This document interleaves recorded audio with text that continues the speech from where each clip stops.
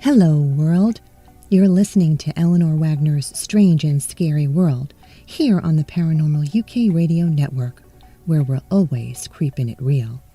I'm your host, Eleanor Wagner. It has been brought to my attention by Paranormal UK's Andy Mercer that on my Richard Clarkson astrologer episode of September 22nd, Richard made an inaccurate statement when he said an astrologist in the UK needs some kind of license to be an astrologer, and obtaining one included going to a police station. This statement is completely false. No such license exists, and in order to prevent a barrage of emails and messages on the subject, I wanted to clarify it and clear the air firsthand. Once again, I have my good friend and astrologist Carol Starr here, and she's going to start off the show with a bit of futuristic enlightenment, and then we'll go on to our regular programmed episode. So without further ado, welcome Carol. Okay, are we ready? The economy, what is happening today and what's going to be happening with our inflation? Well, guys, I got some bad news. It's going to get way worse before it gets better. So you can count on the next 6 months to see your prices rise. And I hate to tell you that, but that's the way it's going to be. Oh boy, that's not very exciting news. But you heard it first here, listeners, so keep your eyes and ears peeled to see what happens. I hope you enjoyed our soundtrack music performed by Silent Crafters Stranger Part 2 off the Stranger Part 2 album. Welcome all to my paranormal closet where the stories and magic take place. I'm thrilled and excited to have on today's guest. I'm sure if I met him in person, I would be one of those goo-goo-eyed, embarrassing fans. I first discovered him, believe it or not, through a Facebook ad. So just so you know, they do work. The caption and photo grabbed me. His zombie apocalypse series is to die for, no pun intended. I read the whole series in like a week. He's like me in that he's a jack of all trades. What I mean is he's a writer, but he doesn't just write one genre. This man writes excellent fiction, but he wrote a book about Pennsylvania haunts, and I was hooked. Obviously, since I've written 3 true account hauntings myself, which came after my psychological thriller and children's series, I can relate. I don't know if he's as sensitive or empathic like I am, but I'm curious to find out. He's been fascinated by ghosts and monsters for as long as he can remember. I can certainly relate. The fact that he felt other people's stories were important enough to remember is something I respect. Give others who don't have that kind of voice the opportunity to put their story down in history for all to read. Gotta love that. Please join me in welcoming Tony Urban. Hi, welcome. Thank you very much. It's nice to be here. As a kid, I would stay up late at night to catch those late night horror flicks. And I remember this first time I was left home alone when my parents went out for the night. I must have been 10 or maybe 12. It was okay to do it back then. But I think I was like 10. And I'd been watching something scary for my age and being alone for the first time. Well, you know what I'm getting at. Anyway, my older sister knew that I was home alone and she decided to terrorize me, and we had this hallway that had 2 doors, and she stood on the other side of the door and was just shaking the doorknob. And I remember running over to the doorknob and grabbing onto it and trying to hold it tight to make sure that they couldn't get in. Obviously they would have definitely been able to do that, but when she did, I was like crouched and hysterical crying, and I've been scarred for life. But it never stopped me from reading gory, scary, horror, ghostly, anything, even though that I was terrified from that incident. But I always knew I was sensitive to spirit too. How about you? Are you sensitive to spirit? Unfortunately not. No, I wish I was, but I'm not. I can't claim that. So you just love things that are ghostly? Yeah, I always have. Since probably the age of 5, I've just been fascinated with everything spiritual, everything horror, everything ghost related, paranormal, Bigfoot, cryptozoology. I do all of that. And how long have you been writing? Professionally, full-time for about the last 4 years. Professionally since 2013, when my first travelogue came out.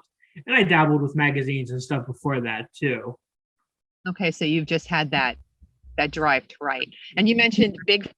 It's funny that you mentioned that, because when I was writing my first hauntings book, I was just looking for ghost stories from local people in my area, because I'd had experienced stuff in my own shop that I had owned that was in a really old building. And all of a sudden, these people came out of the woodwork with stories of UFOs and Bigfoot in Sussex County. So I added other strange phenomena to my title. Glad that I did that because it actually opened up the arena for me to write about the Bigfoot stories and the UFOs, and now even more so in other areas. So when you were writing your introduction for Pennsylvania Ghost Stories, you mentioned countless people were reaching out to you with their stories. Most of the time I go out looking for them. I wish it were that easy for me, especially since it's what I've come to do with writing. Can you tell me how much of your Pennsylvania ghost stories is true, or if any of it is fabricated? As far as I know, it's all true. All the stories that people submitted to me were directly from their mouths.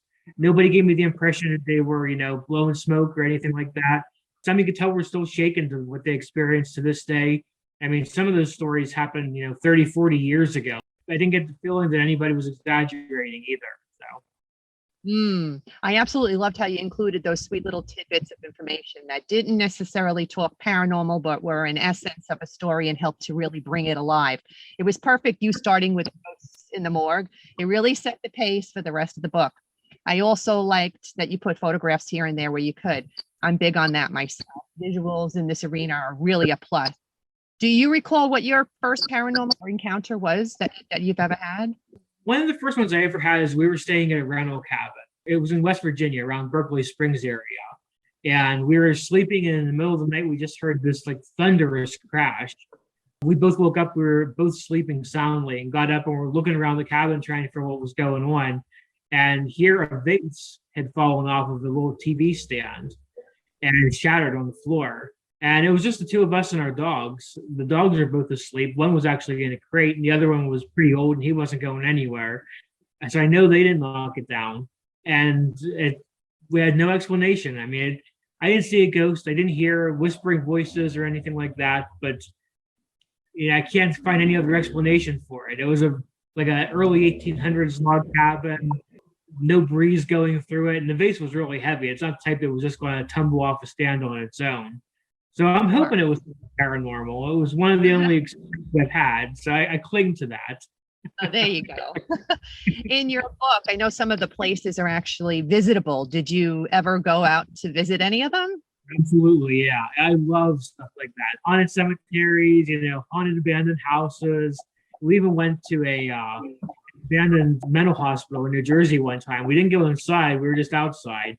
When everybody said how haunted it was, I guess it was on like Ghost Hunters and those different types of shows.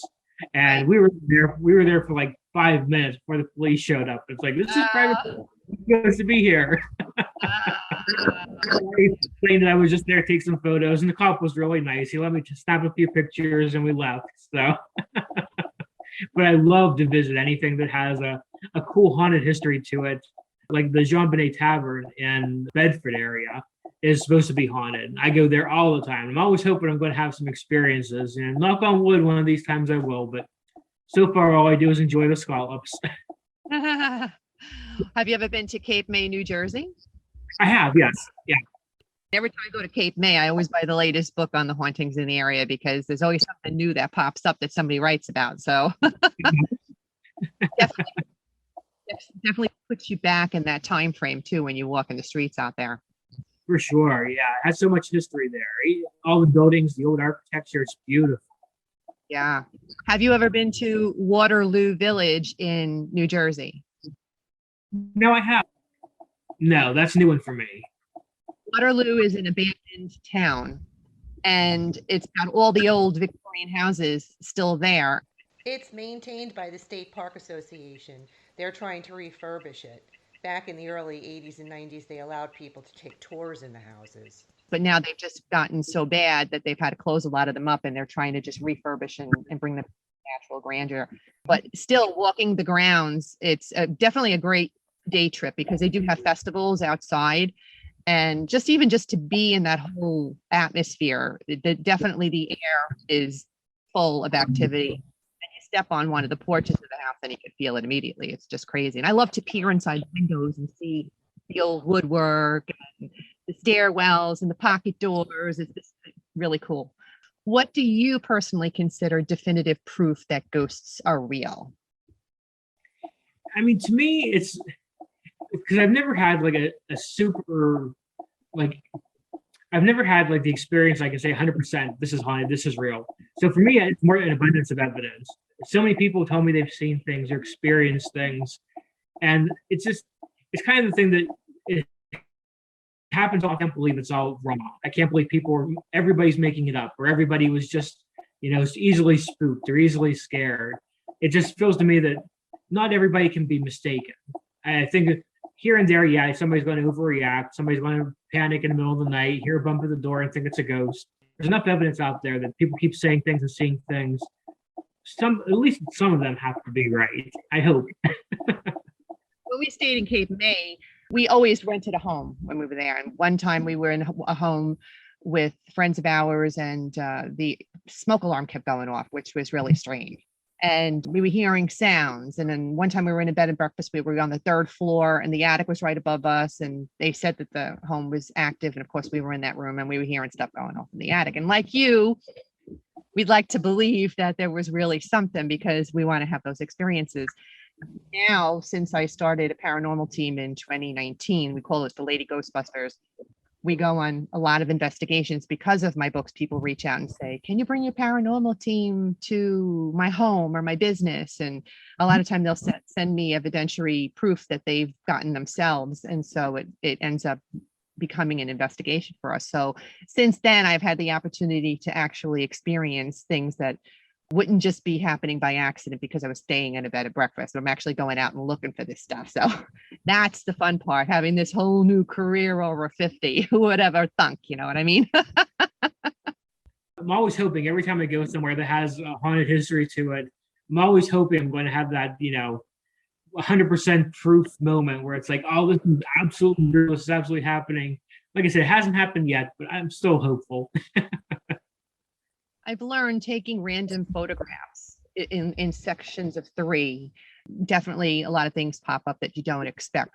I mean, we did a cemetery investigation once, and I just kept doing that 1, 2, 3, and 1, 2, 3, and it was dark out, but the moon was bright. And I think when I got home, I maybe had like 100 pictures I had to go through, but I ended up getting a great shot of an apparition, and I was so tickled pink. I'm like, oh my God, it's really there.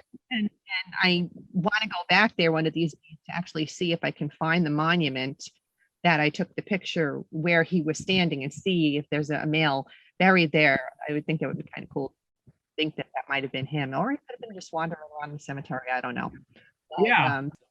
Definitely taking photographs in successions of 3, and then having to sit there and go through them, because it is a painstaking effort. I mean, we've gotten some really cool EVPs in our investigation, but you have to want to sit there and listen to all that stuff. I got to ask you about the Jamie Lee Curtis picture. She actually was doing a convention appearance in Indianapolis. I think it was 2012. And it was like the only convention appearance she's ever done, probably ever will do. But she was there signing autographs. And I knew it was going to be like one of those once in a lifetime moments. So I thought in Indianapolis. So we made the road trip. We drove out, and she was fantastic. You always see her on TV, and you never know when people could be putting on an act. You don't know if they're really friendly, if they're really outgoing or fan friendly. Sure. She was wonderful. She was so friendly and so kind. Oh, that's cool. Yeah, that's a great picture. I love that. Yeah. So how do you think that real paranormal investigation differ from some of the stuff that we see on TV? Because it's big now. They're all over the place in different way, shape, or form. You can watch it, and me going on paranormal investigations, I have my opinion of that. So I'm curious to hear what you have to say. Well, I imagine in reality it's probably much less eventful. I'm sure there's a lot of downtime where nothing's happening. The magic of editing makes it seem like a lot happens within that 1 hour time frame that you see on TV, where I'm sure in real life it's quite another story. And be quite boring. You can sit there for 6 hours and not have anything. Probably happens more often than not, I would guess. Yeah, and sometimes you have to go back 3 times to a location to actually warrant something that's going to really mean something. A television director, we talked about this exactly, it's the same subject, and he says it's entertainment. So we have to entertain you. So if nothing happens, he said, sometimes you have to make things happen. Just doesn't always happen. And if you have the time to give to doing an investigation, then yeah, but you know what I mean? And when you think of it, I mean, just in general, like TV production, how much money they put into sending the whole crew to a certain location, they're not going to film an episode where nothing happens and then put it on TV. They're going to make something happen. They are, exactly. Paranormal investigating has progressed so much over the last 10 years.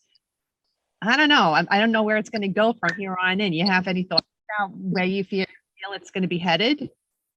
I mean, I feel like technology is maybe going to advance even further and, make more sensitive cameras, more sensitive microphones.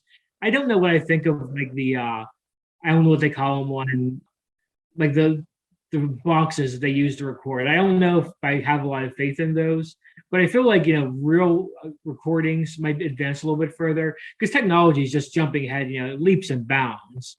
And I think the chances are going to be there that, we'll be able to get a little more definitive proof of, whether something's actually in the shadows or whether it's just a shadow. Sure. I see a lot of equipment out there these days, and my group actually deals in the more traditional methods because a lot of them are sensitive mediums. I mean, I call it my foofy feeling because I go into a building and I can feel whether there's something there and I can sense if it's good or if it's bad.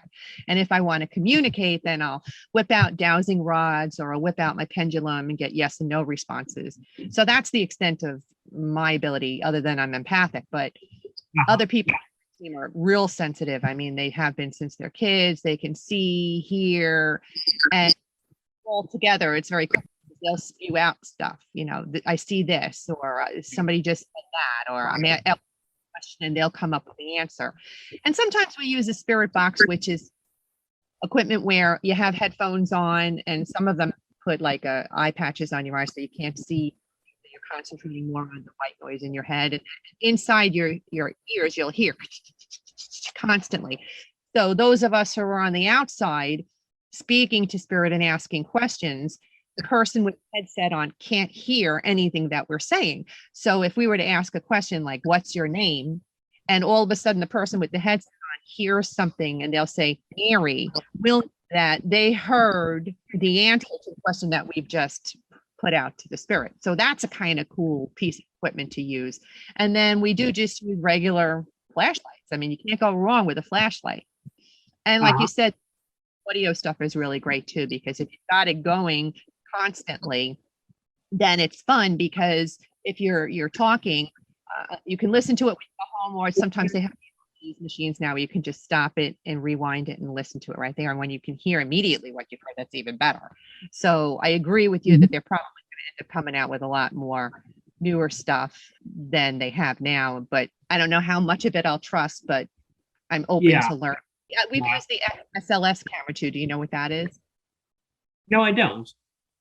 It's a camera that produces a stick figure according to the energy that's in front of it. So if I was focusing the camera on you, say, you would appear on my screen as a stick figure. If you moved out of the frame and all of a sudden I see a stick figure again and there's nobody there, then you know that then energy is a spirit.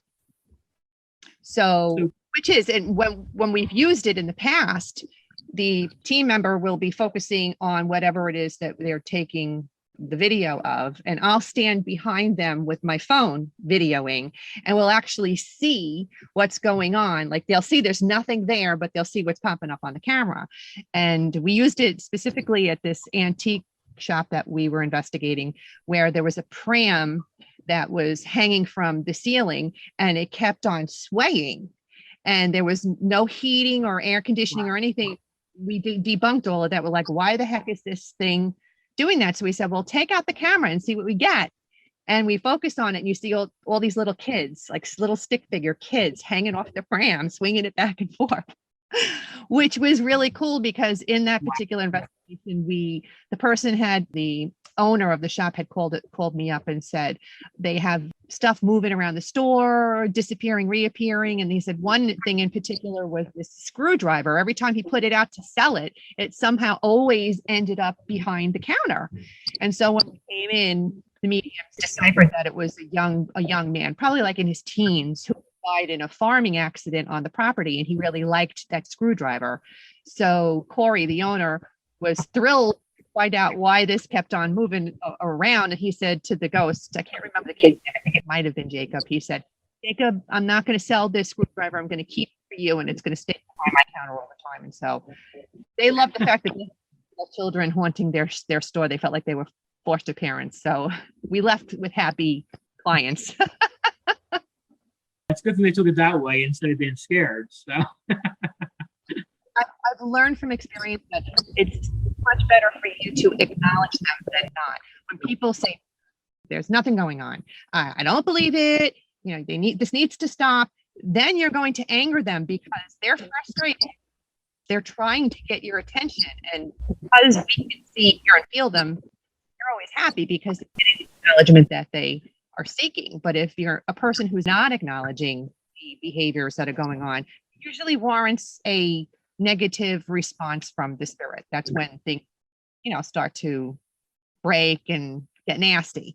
So I always say to the homeowner or the business owner, just come and say good morning, you know, good night. Like one investigation we did, it is now a family residence, but way back in the day, it used to be a bar, an inn sort of bar, and it was run by a man. And now this family is living in his house with kids, and he was getting really upset with the kids there because kids are not supposed to be in a bar. And the woman was redoing his kitchen, and he wasn't happy about that because he didn't want his kitchen redone. So we just said, we explained to him that it's a family home, and if they weren't here, your house would fall apart. So just allow the family to beautify it. And I said to the homeowner, tell him what you're doing. Explain to him, oh, I'm going to put this on the wall in the kitchen, and, you know, do this sort of thing. Make him feel like he's a part of what's going on. The situation will stop. And usually it does. When I check back in with them, that's what ends up happening. They said, yeah, everything is good. I don't feel bad about it. And a lot of people welcome the activity and the communication that they have with their spirits. So I like working with them that way. yeah, it would have to bring them a lot of peace of mind too, I think. Yeah, absolutely. And you know, it's even better when you have an investigation that you actually find out who it is that's haunting. Like when we get an actual name, I love that. Like in that particular one I was telling you about the inn, we actually found out the gentleman's name, and we were able to go to the cemetery and visit his grave because it was right up the road. Yeah, so that was. What was the inn called? Oh, what was the inn called? I think it might have been called Hoyt's Tavern, Hoyt. And it's in Mount Salem section of Wantage in Sussex County. I think it was called Hoyt's Tavern off the top of my. The gentleman's last name was Hoyt, Hoyt, obviously. And so that was kind of cool. So I ended up going and taking pictures of his grave and that sort of thing. So yeah. The reason I'm doing a new book called Pennsylvania's Most Haunted Places, and there's an inn there called the Accomack Inn, where apparently 100 or so years ago, a guy killed a woman that he loved and who had spurned his marriage proposals, and then tried to kill himself and didn't succeed, and was eventually hung at the gallows. And afterward, he was reported to have come back to the hotel and haunts it, and his grave's right beside it. So that's why I wondered if maybe there's a chance it was the same place. Gotcha. Well, my books are about Sussex County, and pretty much everything in the area is related to the county itself. In the new book that I have coming out, I am going to be writing about ghost stories from around the country, ghost stories from around the world, because I do have people now reaching out to me and saying, oh, I have a ghost story I want to share with you. So, and they're so good, I don't want to leave them out. Like you had your stories, and they're like, oh, they're so good. I want to write about them. So, yeah. And I think it's nice to give people that outlet. It's nice to give people a chance to tell their stories, and instead of, they can kind of, tell the world instead of just telling their friends and family. And I think that's really rewarding for them. Sure. And people are not afraid to talk about it anymore either. One that I'm actually writing right now, which is local. I just happened to get the story when my daughter and I were out getting pedicures and manicures, and the nail technician overheard us talking, and she was like, you do that? And I'm like, yeah. She goes, oh my God, I'm sorry to tell you. So she told me, and her experience in this rental house was not good at all. So when I asked her permission to write the story, I went out on social media and posted, does anyone locally have any stories about this location? And this guy, just from his comments in the feed, you could tell he was terrified. Then he messages me and he goes, "Oh my God, I was with my girlfriend and we had a horrible experience." He ends up telling me a story that's pretty much uncannily similar to the one that the girl told me. And I thought, "What's your girlfriend's name?" And it wasn't the same girl. It was an entirely different couple. I'm like, wow, that's pretty crazy. Yeah. So now that I'm writing this chapter, I put it out there again. Does anybody else have any stories about this area? Now I'm getting people that had lived in that home for like 25 years and their experience was a wonderful experience. So, yeah. Yeah. Do you intend on writing any kind of other Pennsylvania haunting books like the one that you've written? Yeah, I have a new book I'm working on right now. I'm pretty close to being finished with it. It's called Pennsylvania's Most Haunted Places. Oh, And okay. that comes out October 1st, actually. So, we're getting close to crunch time where you got to get everything, all the I's dotted and the T's crossed. But it's coming together really, really well. And I've got so many cool firsthand experiences that people have shared with me. It's a little bit like the history of the different places, how they got their history, how they became haunted. And then we usually mix in some eyewitness reports with it, too. So it kind of gives the best of both worlds. It gives a historical aspect, and you still get to hear from some people that have experienced things. So.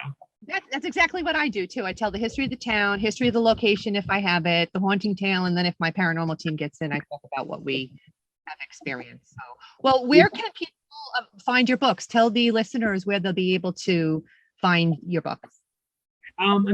Ebooks are exclusive to Amazon, and then print books are available through Amazon, Barnes & Noble, but probably not in the store. So you'd probably have to get them to order it in. Pretty much like any of the online retailers, you can order from them. And then I sell through my website, TonyUrbanAuthor.com, too, if anybody wants signed books. But if you don't want them signed, it's cheaper to get it from one of the big retailers because they don't have to pay shipping.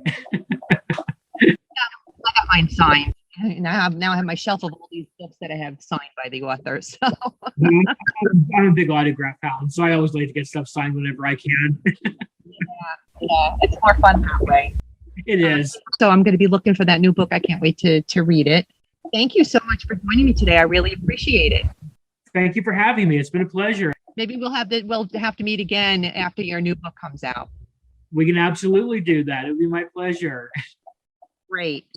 If you liked listening to this week's episode and you're into all things paranormal, check out my other show, Eleanor Wagner's Creepin' It Real podcast out of the Coast to Coast Entertainment Network, which is available wherever you get your podcasts. Ghostly listeners, you can follow me on my website, authoreleanorwagner.com, where there are links to my books and video updates and photographs from all the Lady Ghostbuster investigations. Also, you can sign up or level up on my Author Eleanor Wagner Patreon program. That's Patreon, where you will find special bonus opportunities only available to its patrons, such as one-on-ones with me and co-hosting opportunities on episodes of Eleanor Wagner's Strange and Scary World podcast. Thank you, paranormal enthusiasts, for tuning in today. I hope you'll come back again.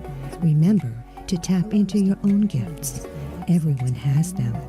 And in the meantime, make sure you're creeping it real.